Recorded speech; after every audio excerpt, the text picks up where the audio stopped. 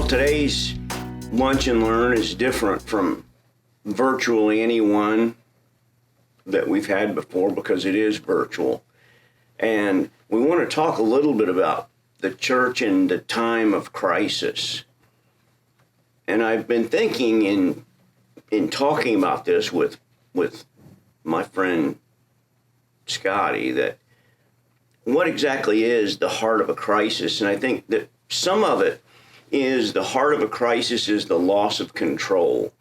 And we've seen that in a variety of ways. We've seen the loss of control because of the COVID virus, the control, our own control of being able to go outside and go into buildings. There's been the loss of some control of the police because of the horrible incidents that have been taking place.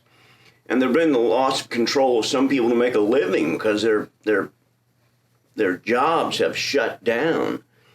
And I thought about what that must have been like in the first century when the church was first starting out, and they had no sense of control. They were under the control of the Roman government. And there were all kinds of crisis things that were happening. The temple was being destroyed by the Roman government. That was the most significant thing ever to happen in the lives of the Jewish nation at that time.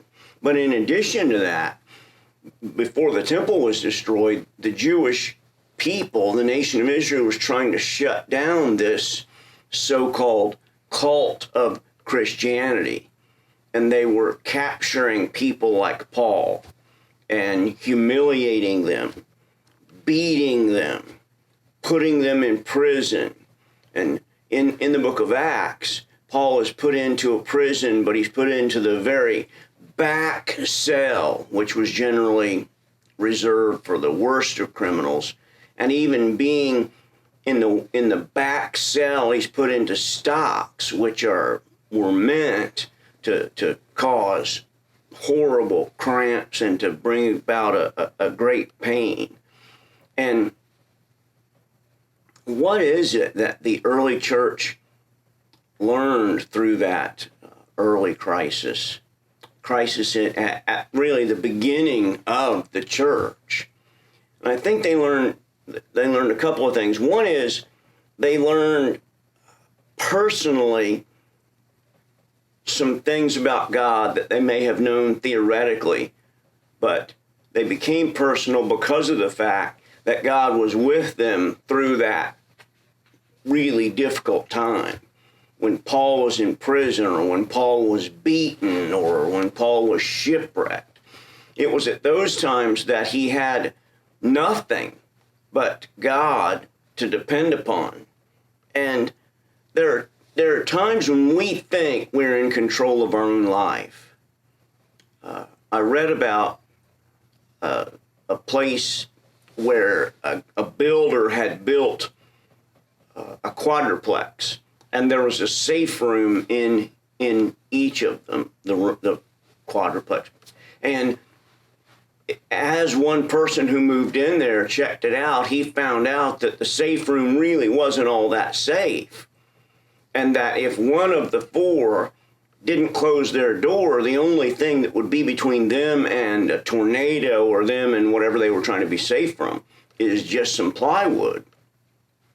And you come to realize that all these things that we do to try to keep ourselves safe, all these things that we try to do to attempt to take over control, at the end of the day, they don't really work. And that's the reason that all through the Bible, we find people giving up control to the Lord. And, we find it from the beginning of the Bible in Abraham. When Abraham gets this message from God that says, move out. The city that Abraham lived in was, as far as we can tell today, a very nice city. They had a sort of running water. They had a sort of air conditioning. And yet God says to Abraham, go out from that city and live in tents. And Abraham didn't even know where he was going at the time, but he gave up that control because ultimately he trusted in God. And that's why in the book of Hebrews, we find this wonderful description of Abraham in Hebrews 11. By faith, Abraham, when he was called, he obeyed and set out for a place he was going to receive as an inheritance. He went out even though he did not know where he was going. By faith, he stayed as a foreigner in the land of promise, living in tents, as did Isaac and Jacob, co-heirs of the same promise. For he was looking forward to the city that has foundations, whose architect and builder is God. We can build as many safe rooms as we like, but in the end, we have to admit to ourselves that we're not really in control. And the church in the first century came to grips with that. They ultimately knew that they weren't really in control, and that the best thing they could do is to turn to God, who builds cities that don't fall down and builds safe rooms that don't break apart. And it's that, I think, that we can place our hope on in the time of this incredibly crisis-filled time that we have. Really this sort of triple crisis of the racial problems, the corona problems, the unemployment problems. All of that has sort of created, in some sense, almost a perfect storm where we can't really depend on anything. And yet, if we will listen to the voice of Abraham and Paul and the early church, we can have peace in the midst of a terrible time of crisis.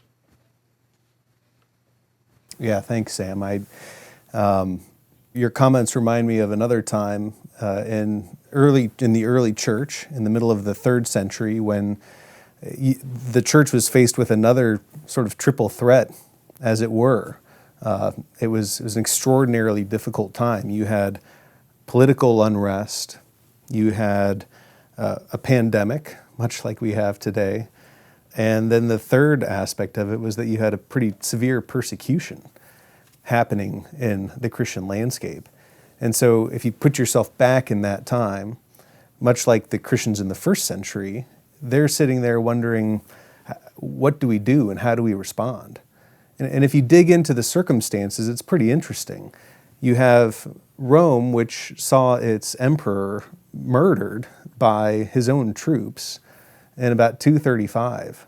And that sets off this 50-year window of time where you had 26 different people clamoring to become the emperor of Rome. And so there was a lot of political turmoil. There was a lot of social upheaval because people didn't know who was really in charge. There were a lot of uprisings. And they were faced with a lot of threats from outside, too, from other territories or tribes or people that were wanting to come in and take over. And in the midst of that, you add what was a series of natural disasters. You had rising sea tides. You had global warming at the time, such that people who lived in the seacoast villages, which is a lot of where the agriculture would happen, had to abandon their farms. They had to seek safety in a home somewhere else. And so now Rome, which is already struggling, doesn't have a core aspect of its infrastructure. Trade shuts down. There's a famine in the land. And then on top of that, you have a massive pandemic, much like we have today, occurring during that time. It's a very difficult time to be a Christian. And during this pandemic, you had 5,000 people a day dying in Rome. The population of Alexandria, which is a sort of a coastal town in northern Africa, in Egypt, is that population dropped by about 62%. And so these were extraordinarily difficult times. And then you actually add on top of that the fact that a lot of society and a lot of the Roman leaders of the day were actually blaming Christians for the fact that all of these terrible things are happening. It's the Christians' fault that we don't have any food, and it's the Christians' fault that we're being attacked from outside. And the pandemic is actually a result of the Christians worshiping a different God too. And so you have a scenario in which not only are you faced with external circumstances, but unlike today where some people are asking the church, well, what do we do? How do we respond? The church in the 3rd century is actually being accused of being the problem. And so when you look at that threefold sort of confluence of really awful things all happening at the same time, much like you were just saying, how did they respond? And there's two church history figures, two church fathers that emerge around the time of 250 or so is when they kind of come into prominence. And one's name is Dionysius of Alexandria, and the other one is Cyprian of Carthage, both bishops in sizable cities in North Africa. And if you look at the way that they responded, it's pretty fascinating. It actually echoes a lot of what you were saying in terms of a 1st century response from Christians then. They clung to the hope that they had in Christ. They remembered that it was necessary to take care of their flocks, and they tended to the needs of the people during the day.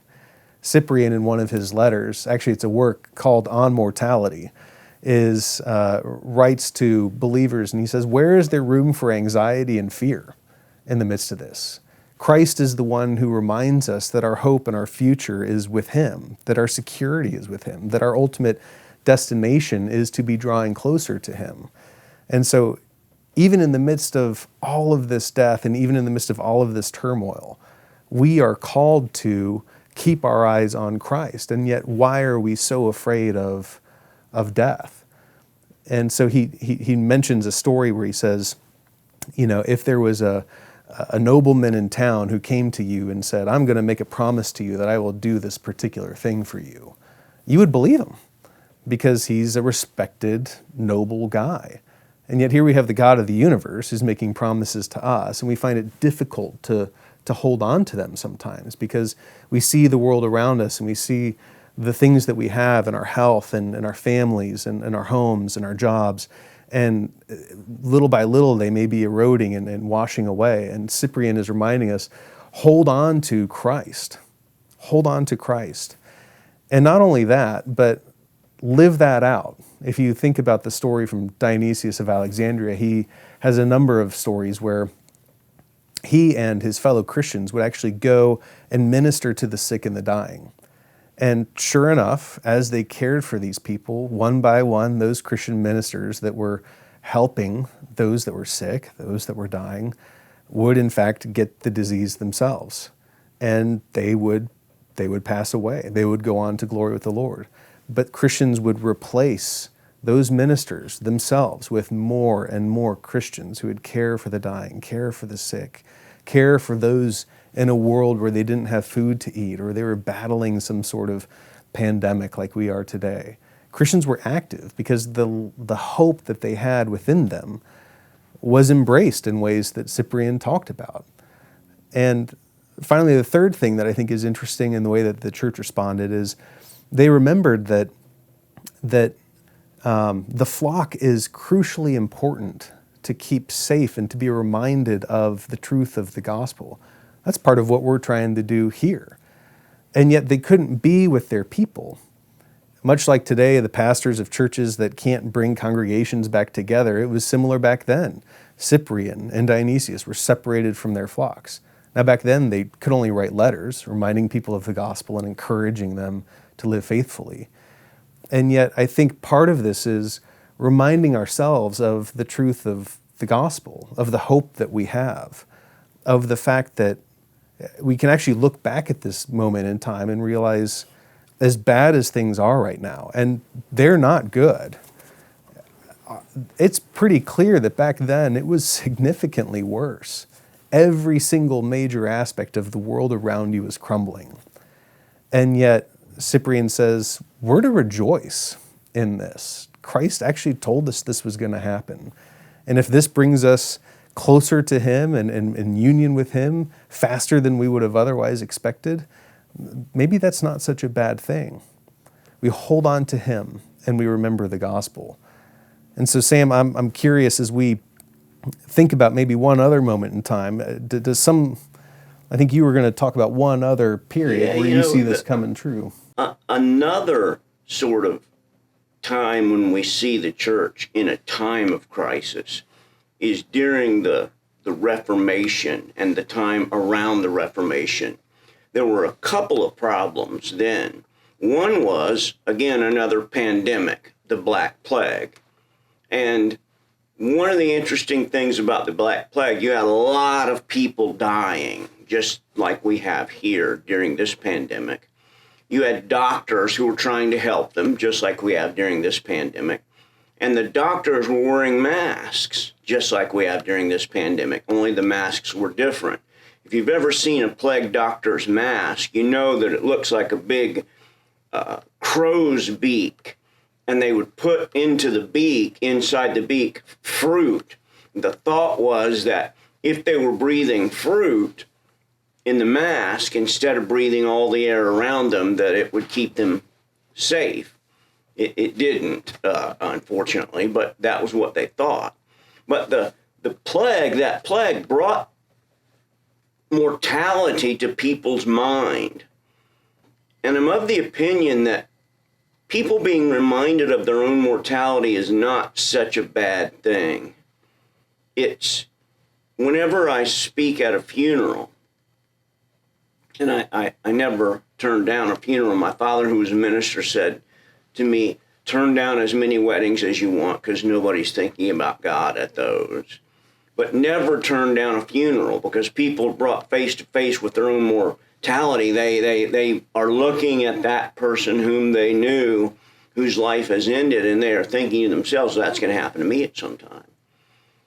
And in addition to the mortality that was brought about because of the plague, there was also the Catholic Church, the Roman Catholic Church, which was basically out of control.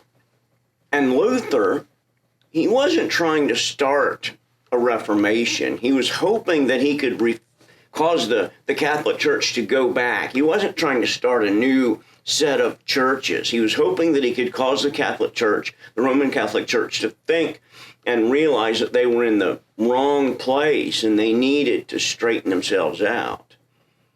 And the invention of the printing press around that time made the ideas that Luther had explode, because all of a sudden you didn't have to write things out by hand.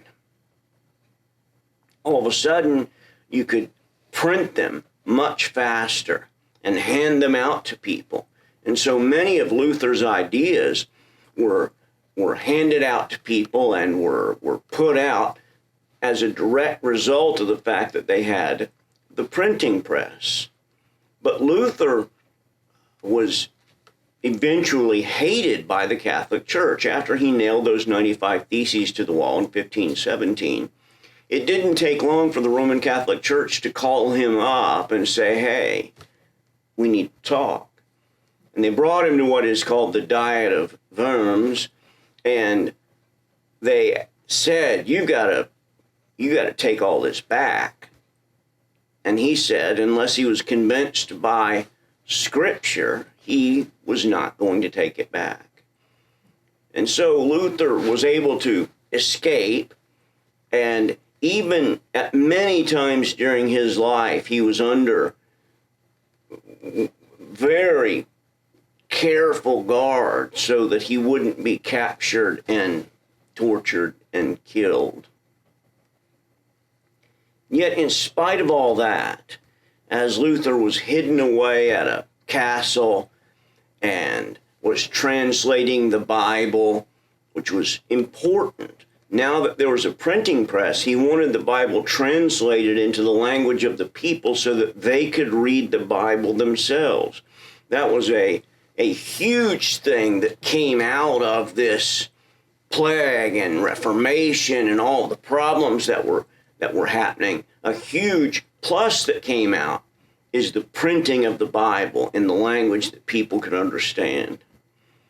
And even though Luther had to hide himself away while he was doing that translation, you could still go today and buy a German translation called the Luther translation based on the translation that Luther did.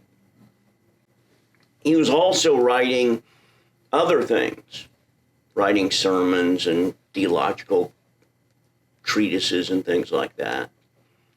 But every once in a while, Luther would also write a song. And one of the most famous songs that we have from the days of Martin Luther is one that I'm sure you've heard of, one that we sing on Reformation Day, October 31st, which remembers the day that Luther nailed those 95 Theses to the wall, is "A mighty fortress is our God, a bulwark never failing." And that reminds us that, again, any safe room that we build can fail. Anything that we hold on to for our protection is ultimately not going to be perfect. The only fortress that we really have, the only fortress that really matters, is our great God. And I was reminded as I was thinking about this amazing time of the Reformation, when you had, again, a pandemic and all these kinds of things happening.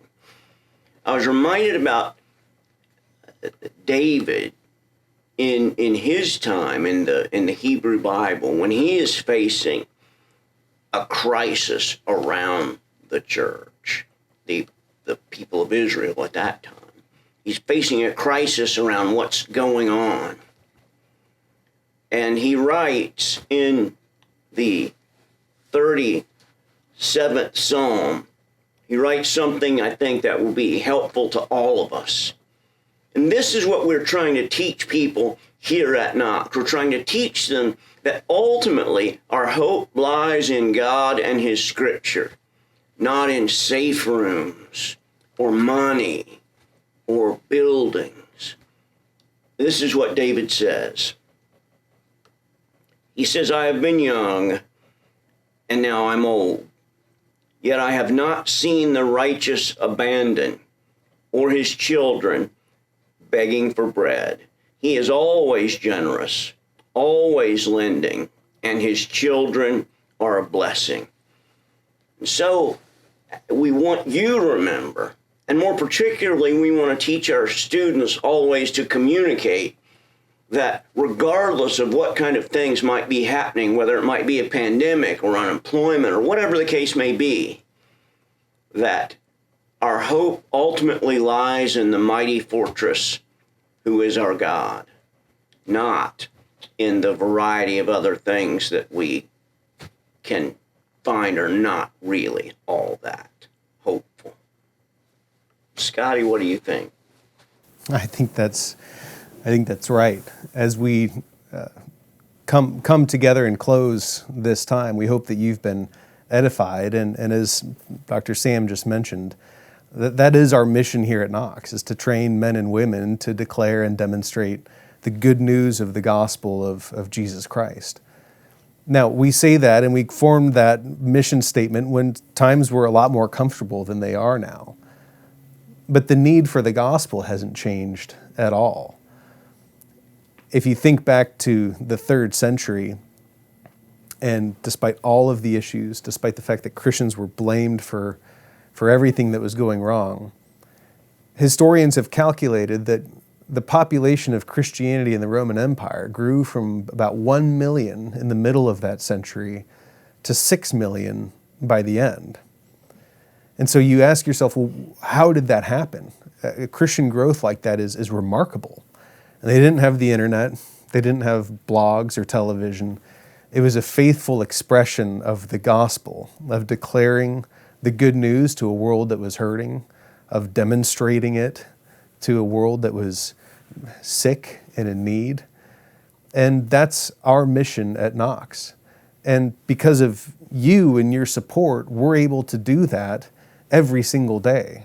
We have dozens of students, close to 200 students around the world, participating in classes while also exercising their call as ministers of the gospel to their communities. We have students in New York City, right in the middle of the hottest spot for the pandemic right now in the United States, and they are faithfully declaring and demonstrating the gospel of Jesus Christ. And that's because of you. Because of you, we're able to fulfill our mission to help those students who come here be able to afford a seminary education by providing scholarships or keeping tuition low.